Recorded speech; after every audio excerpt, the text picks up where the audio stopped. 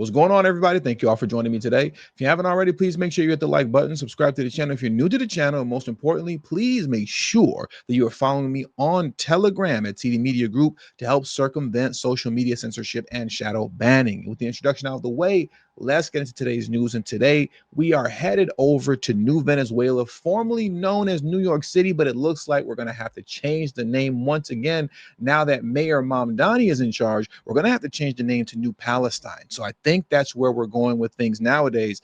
And we're headed to New Palestine for the obvious reasons that Mamdani won. But what I wanted to get into today is a couple of things surrounding his victory, as well as Mayor Eric Adams' parting statement, which I found very humorous, and I think you all will find as well. But before we do that, I want to head on over to Minneapolis because, you know, in the midst of all of the victories that occurred yesterday, the only person who lost was this man right here, Omar Fattah. We all know our man Omar Fattah right here, the socialist out of Minneapolis. He lost to the incumbent, but not by much, in my opinion, not by much at all. And I want to get into that very quickly. You know, this guy, he had a lot of momentum behind him, and he's not going away anytime soon as far as these Democrat socialists are concerned. Look at this here. Jacob Frey, not Jacob Fry, but Jacob Frey, received 50% of the vote to Omar Fattah's 44%. Some people will call that a blowout.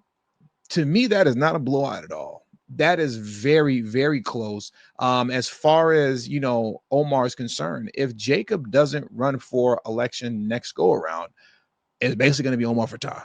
There's a Democrat socialist that's going to be running the city of Minneapolis. But in Minneapolis, which is interesting, I just found out they don't have term limits on how many times you can run for mayor. So we'll see how long Jacob holds on and if Omar is able to catch up. But like I said, I don't think this guy's going anywhere anytime soon. He had a lot of momentum behind him with Mamdani winning in New York. I think that's only going to add more fuel to Omar's fire concerning Democrat socialists and the movement that they have going on, particularly here in Minneapolis. Well, for now, he took the L and he's going to have to sit on that. But now let's head on back over to New Palestine because I want to take a moment to play this quick clip of Eric Adams, Mayor Adams, and essentially his parting words to New Yorkers and his advice to Zohran Mamdani. Okay, so let's get into that clip next.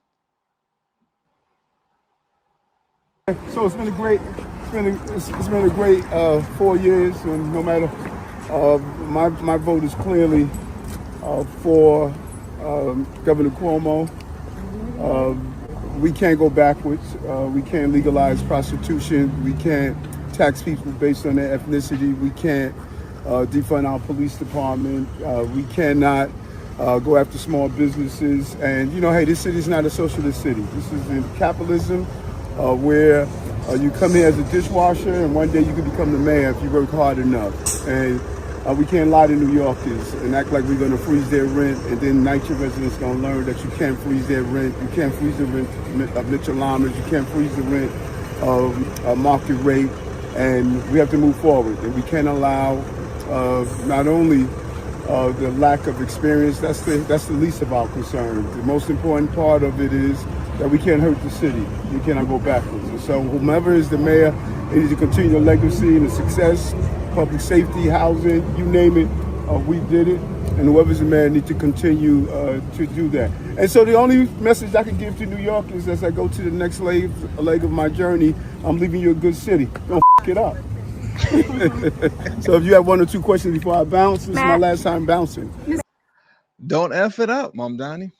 Don't F it up. You guys let me know in the comment section, for those of you who are actually living in New York, how was Eric Adams as a mayor? I was highly critical of him early on when he first came in, but as common sense started to settle in to Eric Adams, and he really took it upon himself to take to task the Biden administration for the creation of the migrant crisis, I grew to, you know, like the guy. I grew to like the guy. But then again, I don't live in New York. I live in Los Angeles. So, you know, I could like him for having common sense concerning, you know, illegal immigration and mass deportation and his willingness to work with the Trump administration and Tom Homan. But as far as him being a mayor overall, you know, you guys let me know in the comment section. If you live in New York, how was he as a mayor? Let me know, because as of this point moving forward, this is the last that you're going to see of this guy. And now you have to deal with who people call Comrade Zohran Mamdani. Comrade Mamdani, because he's mayor now. And a lot of people are blaming Curtis Sliwa for Zohran being mayor. Curtis is getting annihilated on Twitter. He all day today, I've just been seeing post after post after post after post, just slaughtering this guy. Those are the choices. Sliwa, you never had any chance. And at a minimum, you over New York by staying in the race long before you had any chance. And look, I understand he had no obligation to get out. He's a Republican on the ticket, but he had no chance, and everyone knew that. Everyone knew that, including Curtis. Look at this one right here. I'm saying this with my full chest. F you, Curtis Sliwa. She said with her whole chest, everything inside her. F you, Curtis Sliwa. Like I said, he's been getting killed on social media all day today. We have this one here. Sliwa should have dropped out. This outcome was all too predictable. Now you have Sliwa defenders who are saying that even if he would have dropped out, Cuomo would have still lost, because technically, for the most part, it's basically a tie, but technically not really. If you remove Cuomo or Sliwa and you give Sliwa, and you give Cuomo all of Sliwa's voters, well, then, the turnout is 49.6% to 49.5%. And when you do the math, Cuomo would have only lost by 750 votes, way too close to call. There most likely would have been an immediate recount. All type of lawsuits would have been flying around. But that's what Sliwa defenders are saying, but there aren't too many Sliwa defenders out here right now. A lot of folks like this woman here, like she said, I'm saying this with my full chest. F you, Curtis Sliwa. A lot of people are dragging Sliwa right now. He's catching it real bad. Let me know what you have to think in the comment section. Are you defending Sliwa? Should he have stayed in the race, or should he have dropped out like many people, including myself, was calling for? You let me know what you think in the comment section below. But check this out here, because this is really, really interesting. Look at this. Now, the Chicago Contrarian reposted this and stated same applies to Chicago. What is he talking about when he says same applies to Chicago? Well, look at here. How long you lived in New York City, right? Now, this is the question that was asked to those who voted for Mamdani, Cuomo, Sliwa, Adams, and other, right? And when you look at this very interesting piece of data here, which I find fascinating and worth highlighting, look at this. 83% of voters who voted for Mamdani, 83% has lived in New York City less than 5 years. Less than 5 years. So these are newcomers. These are people who just showed up that voted for Mamdani to get him in. 76% of voters have been living in New York City 5 to 10 years that voted for Mamdani. 76%. And when you get to 10 plus years, but not born here, 54% of those voters. Okay, I'm gonna say that again because that's really important. I want to highlight that point a little bit more detail later. 54% of those who voted for Mamdani have lived in New York City 10 plus years, but were not born there. And only 34% that voted for Mamdani said, I was born in New York City, right? So it's all transplants, newbies, and foreign-born people that are voting for Mamdani. That's who voted for him. And those are the people that he thanked, not New Yorkers, not American citizens. He thanked all the foreign born voters for getting him into office. I'm going to play that clip for you next. But what I want to play first is a clip from Ron DeSantis, who spoke on this victory, and he made a few points that were really good that I want to take a moment to highlight after you hear them. So let's get into what Ron DeSantis, governor of Florida, had to say first. Then we'll get into Mamdani's disrespect of Americans already out the gate. I'm talking about a math problem in New York City, New York State. And, for example, in the last 3 years, nearly 250,000 people left the state of New Jersey. That is a math problem. And I mean this sincerely. I wanted Mamdani to lose for my friends that remain in New York. I wanted Chitterelli to win. I don't know if you know this, but I went up and I did a town hall. Polls showed that he had a shot. I wanted to give him an opportunity to make his case. But math does not lie. Losing 250,000 residents in the last 3 years from his last election, that is an overwhelming number.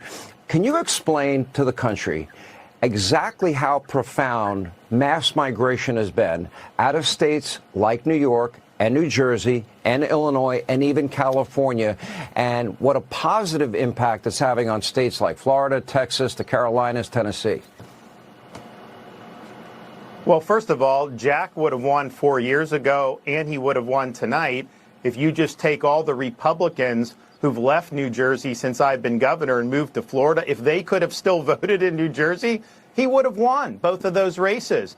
Same thing with New York City. Maybe not a Republican, but, Giuliani would not be able to win with this electorate the way it is now. Because what happens, Sean, is a leftist politician gets in, whether it's destroying a state like California, Illinois, New York, whether it's a city like New York City or Chicago. And the people that it tends to drive off are the center-right voters. And so when they leave, the resulting electorate is actually more liberal. That's how you go from Lori Lightfoot to Brandon Johnson in Chicago, which is digging the hole deeper. That's why you've gone from 8 years at de Blasio, now leapfrogging here 4, to have Mamdani, who's even going to be worse. Now, what he's talking about here is something that I've discussed quite a few times, as it pertains to the inmates running the asylum.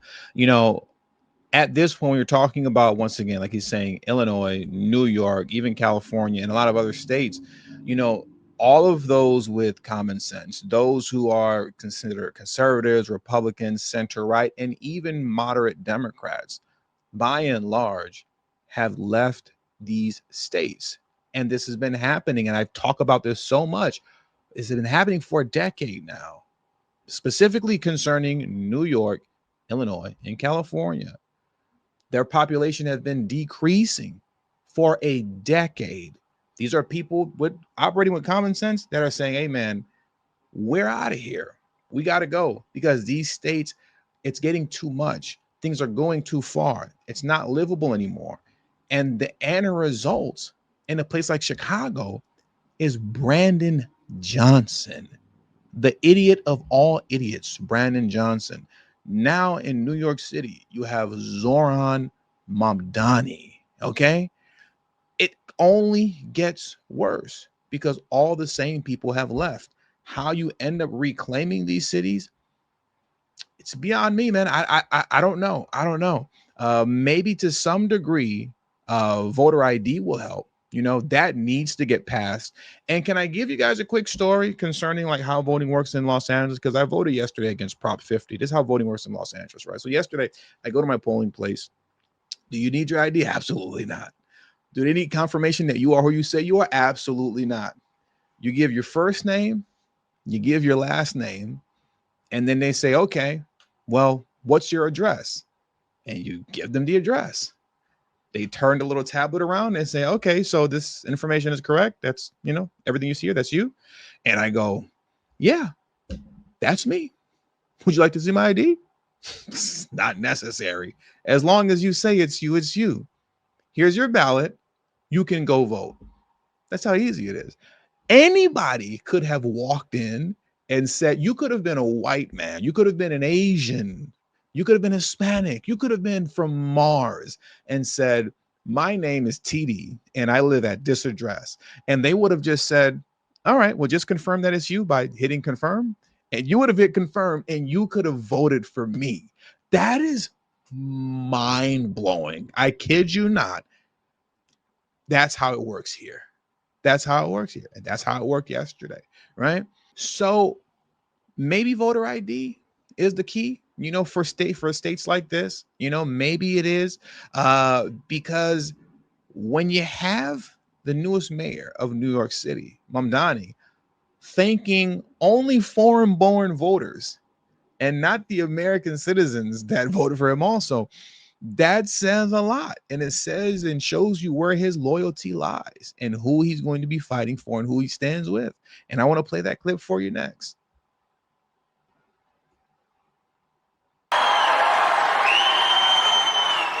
Thank you to those so often forgotten by the politics of our city who made this movement their own. I speak of Yemeni bodega owners and Mexican abuelas, Senegalese taxi drivers and Uzbek nurses, Trinidadian line cooks and Ethiopian aunties. Yes, aunties. To every New Yorker in Kensington and Midwood and Hunts Point. This man's sitting up here naming every country on the earth, but will not thank the American population. He will not thank American citizens. Won't even say the word America, but sitting up here talking about Somalians and Ethiopians and Mexicans and whoever else that he was talking about, Palestinians. He's shouting out everybody except America. All right, New York, really let that settle in. Really let that settle in. And with all that being said, that does it for today's news. Please hit the like button on your way out. Subscribe to the channel if you're new to the channel. Share this video on your social media platforms. And please do not forget to follow me on Telegram at TD Media Group. The link to my Telegram is in the description box below and pinned in the comment section as well. Thank you all for your time. Until the next video, peace and have a great afternoon.